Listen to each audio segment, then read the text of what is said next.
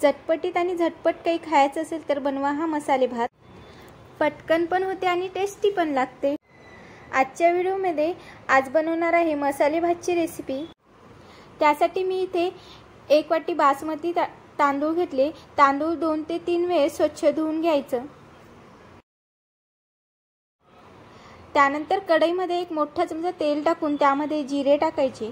त्यानंतर त्यामध्ये खडे मसाले टाकायचे। तुमच्याकडे जे कोणतेही खडे मसाले आहेत ते टाकू शकता।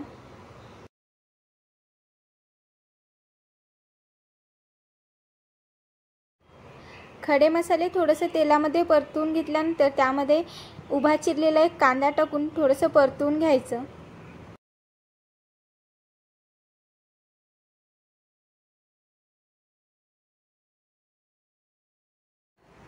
त्यानंतर त्यामध्ये 1 कट केलेला बटाटा आणि हिरवी मिरची, फुलगोबी आणि थोडेसे बीन्स टाकायचे।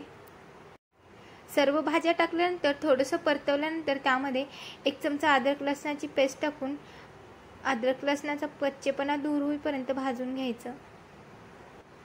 अद्रक लसूण आणि भाज्या थोडंसं भाजल्यानंतर त्यामध्ये 1 कट केलेला टोमॅटो टाकायचा। तुम्ही इथे वटाणे पण वापरू शकता। वटाणे भाज्यासोबत भाजून घ्यायचं।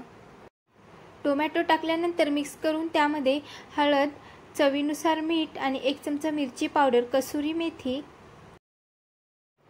आणि अर्धा चमचा गरम मसाला आणि अर्धा चमचा बिर्याणी मसाला टाकायचा आणि कोथिंबीर टाकून मिक्स करून घ्यायचं।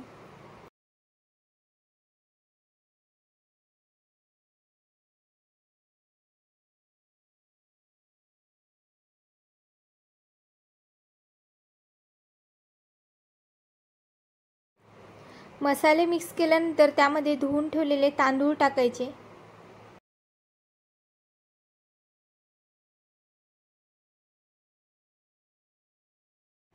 तांदूळ टाकल्यानंतर मसाल्यासोबत 1 ते 2 मिनिटं तांदूळ परतून घ्यायचे।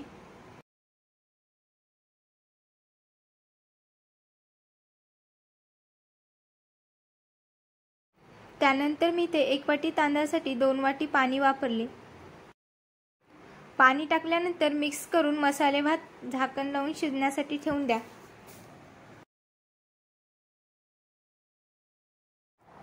मध्ये 1 वेळेस मिक्स करून परत झाकण लावून मसाले भात वाफवून घ्यायचं।